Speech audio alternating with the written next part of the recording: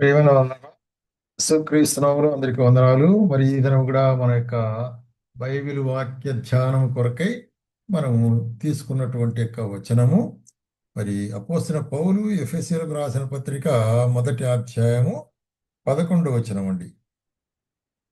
11వ వచనం. మరియు క్రీస్తునందు ముందుగా నిర్ణయించిన మనము తన మహిమ కీర్తి కలుగజేయవలనని దేవుడు తన చిత్త ప్రకారమైన సంకల్పమును బట్టి మనల్ని ముందుగా నిర్ణయించి ఆయన యందు స్వాస్థ్యముగా ఏర్పరచెను. కాబట్టి ఇక్కడ అపోస్తలుడైన పౌలు రాస్తూ యేసుక్రీస్తు ప్రభు మనల్ని ఏం చేశాడంట? ముందుగానే మనం నిర్ణయించిన వాడు ఉంటున్నాడు. అంటే మనకు మరి మనం తల్లి గర్భమును రూపించబడక మునిపే నిన్ను ఎరిగినట్టు అంటున్నాడు కదా. అట్లాగే భూమి పునాదులు వేయబడక మునిపే నిన్ను ఎరిగినట్టు అంటున్నాడు. కాబట్టి ఇవన్నీ కూడా మనకు ఆశ్చర్యమైన కార్యాలు, అది మర్మాలు. అయితే తదనుసారముగా తనకు మహిమ కలుగునట్లు ఆయన మనలను స్వాస్థ్యముగా ఏర్పరచుకో ఎస్ ఏ అడాప్టెడస్ కదా. కాబట్టి ఆయన స్వాస్థ్యముగా మనల్ని ఏర్పరచుకుంటున్నాడు అనేటి సందర్భం చూసినట్లయితే గలతీలకు రాస్తూ ఏమంటాడు? గలతీలకు రాస్తూ 3వ అధ్యాయము మరి 26వ వచనములో కోసం పౌలు రాస్తుంటున్నాడు. మరి ఆ యేసుక్రీస్తునందు మీరందరూ విశ్వాసం వలన దేవుని కుమారులై ఉంటున్నారు. కాబట్టి యేసుక్రీస్తునందు విశ్వాసము ద్వారా మనము దేవుని కుమారులమై ఉంటున్నాము అనేటువంటి ఒక సత్యాన్ని ఇక్కడ బయలుపరుస్తుంటున్నాడు అనమాట. కాబట్టి విశ్వాసము ద్వారా ఆయనకు కుమారులు కుమార్తెలుగా ఉంటున్నాం. కాబట్టే ఏమంటాడు 4వ అధ్యాయములో? కాబట్టి మనం ఏం చేస్తున్నామంటే మరి 6వ వచనం 7వ వచనంలో మరియు మీరు కుమారులైనందున నాయన తండ్రిని మొరపెట్టు తన కుమారుని ఆత్మను దేవుడు మన హృదయంలోనికి పంపెను. కాబట్టి నీవిక దాసుడు కాదు కుమారుడవే, కుమారుడవైతే దేవుని ద్వారా వారసుడవు. అది కాబట్టి దేవుని యొక్క కుమారులమైతే ఆయనకు వారసులుగా ఉంటున్నాము.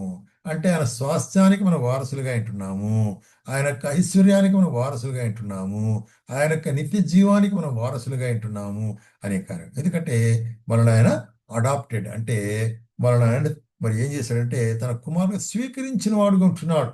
అందుకొరకే యోహాను యోహాను సువార్తలో మొదటి అధ్యాయం చూస్తే ఎందరైతే ఆయన అంగీకరించారో వారందరూ ఆయన కుమారులు కుమార్తెలకు ఆయన ఏర్పరచుకునేట్టున్నాడు. కాబట్టి ఆయన కుమారులము కుమార్తెలము. కాబట్టి మనము దేవుని పిల్లలము, ఆయన కుమారులు మన కుమార్తెలు. అంటే ఆయన మనలను ఏర్పరచుకునేవాడుగా ఉంటున్నాడు అనేటువంటి కార్యం. అందుకే రోమిలకు రాస్తూ కూడా అపోస్తలుడైన పౌలు ఒక మాట చెప్తాడు. రోమిలకు 8వ అధ్యాయము 15వ వచనంలో ఏమంటాడంటే ఏలైనగా మరలా భయపట్టుకు మీరు దాస్యపు ఆత్మను పొందలేదు గాని దత్తపుత్రాత్మను పొందితిరి.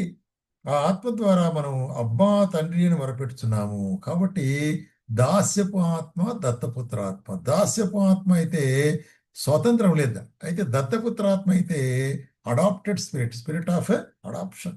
కాబట్టి మనకు ఒక ధైర్యం ఉంటున్నది, మనకు ఒక అధికారం ఉంటున్నది, మనకు ఒక ప్రివిలేజ్ ఉంటున్నది. ఏంటంటే దేవుని అబ్బా తండ్రి అని మొరపెట్టినట్టు.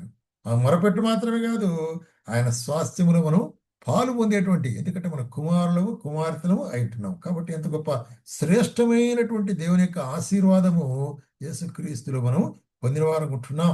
అందుకొరకే కొరంథీయులకు కూడా రాస్తూ 2 కొరింథీయులకు 6వ అధ్యాయంలో మనల్ని అందరూ ఏమంటున్నాడంటే దేవుడు చెప్పే మాట ఏంటి? నేను వారిలో నివసించి సంతరింతును, నేను వారి దేవుడనైందును, వారు నాకు ప్రజలైందురు. కాబట్టి ఇక్కడ ఏం చెప్తున్నాడు? నేను వారిలో నివసించి సంచరిస్తాను. అంత మాత్రం కాదు, మీకు తండ్రినైందును, మీరు నా కుమారులు కుమార్తెలైందని సర్వశక్తి గల దేవుడు చెప్తున్నాడు. సర్వశక్తి గల దేవుడే చెప్తున్నాడు. కాబట్టే ఈ వాగ్దానం కలిగిన మనము ఏమంటాడు? ఏ వాగ్దానము? మీరు నా కుమారులు కుమార్తెలని దేవుడే చెప్పినట్టు వాగ్దానము మనము మరి మధ్యలో నేను ఉంటున్నానని చెప్పిన వాగ్దానము పొందిన మనము దేవుని భయముతో పరిశుద్ధతను సంపూర్తి చేసుకునొచ్చు శరీరమునకును ఆత్మకు కలిగిన సమస్త కల్మషం నుండి మనలను పవిత్రులుగా చేసుకుందాం. కాబట్టి ఈ లోకంలో ఉంటున్నాం కాబట్టి శరీరానికి ఆత్మకు కల్మషము లేక పాపపు మరకలు మచ్చలు ఏదైనా తగిలినవన్నీ కూడా మనం ఏం చేయాలా? పరిశుద్ధపరచుకుంటూ భయముతో మనం పరిశుద్ధతగా దేవునిలో జీవించాలా. ఎందుకంటే ఆయన మనల్ని ఏర్పరచుకున్న వాడు ఉంటున్నాడు. కాబట్టి దేవుని కుమారుడు కుమార్తెలు అంటే మనము పరిశుద్ధులముగా ఉండవలసిన వారుగా ఉంటున్నాము అనేటువంటి కార్యం. అందుకొరకే యేసు ప్రభు కూడా మత్తయి సువార్తలో ఒక మాట చెప్తుంటున్నాడు. మత్తయి సువార్త 5వ అధ్యాయము 44వ వచనంలో ఏమంటాడంటే, నేను మీతో చెప్పినది ఏమనగా, మీరు పరలోకముందున్న మీ తండ్రి కుమారులు ఎండునట్లు మీ శత్రువులను ప్రేమించుడి, మిమ్మల్ని హింసించు వారి కొరకు ప్రార్థన చేయుడి. కాబట్టి మీరు మీ పరలోకపు తండ్రికి కుమారులు. కాబట్టి నా కుమారులు ఎట్లా ఉండాలా? మరి కీడుకు ప్రతి కీడు చేసేవాళ్ళు కాదు, కీడు చేసే వాళ్ళను ప్రేమించవలసిన వారుగా ఉంటున్నాము అని. ఆయన చెడ్డవారి మీదను మంచివారి మీదను తన సూర్యుని ఉదయింపజేసి మంతుల మీదను అనీతిమంతుల మీదను వర్షం కురిపిస్తున్నాడు. ఎంత సాధారణమైనటువంటి కార్యం. దేవుడు చెడ్డవారు కానీ మంచివారు అందరికీ తన యొక్క సూర్యుని వేడిని తగిలిస్తున్నాడు. అట్లాగే అందరికీ వర్షం ఇస్తుంటున్నాడు. కాబట్టి ఆయనలో పక్షపాతం లేదు. కాబట్టే ఇక్కడ ఏమిటంటే, మీ పరలోకపు తండ్రి పరిపూర్ణుడు గనుక మీరును పరిపూర్ణులై ఉండవలను. కాబట్టి ఆయన పరిపూర్ణతలో మనం ఉండవలసి అనుకుంటున్నాం. ఎందుకంటే మరి ఆయన పరిపూర్ణతలోనికి, ఆయన యొక్క మరి స్వరూపంలోనికి మనం మార్చబడబో వారమేంటున్నాం. చెప్పాలంటే ఏమంటాడు? 1 యోహాను 3వ అధ్యాయంలో చూసినట్లయితే 2-3 వచనాల్లో, ప్రియమైన వాళ్ళ ఇప్పుడు ప్రియమైన వాళ్ళారా, మనం ఇప్పుడు ఆయన పిల్లలమైంటున్నాం. ఇక మీదట ఏమవుదుమో అనేటువంటిది ఇంకా బయలుపరచబడలేదు కానీ, అయితే ఒక్కటి నిశ్చయం అంటాడు. ఏంటి? ఆయన ప్రత్యక్షమైనప్పుడు ఆయన వలే ఉందము గనక ఆయన వలే మారి ఆయనతో కూడా మనం ఉండేవాళ్ళనుకుంటున్నాం. కాబట్టి ఈ యొక్క నిశ్చయత కలిగిన, ఎందుకు? ఆయన వలే మనం మారనైంటున్నాం అనే నిశ్చయత కలిగిన మనము ఏం చేయాలా?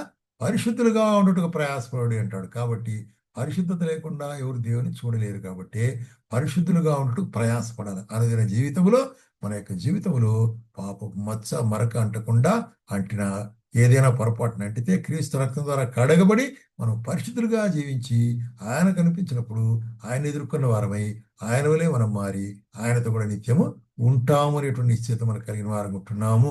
ఆ విధంగా ఉంటూ ప్రభు మనకు సహాయం చేయనుగాక.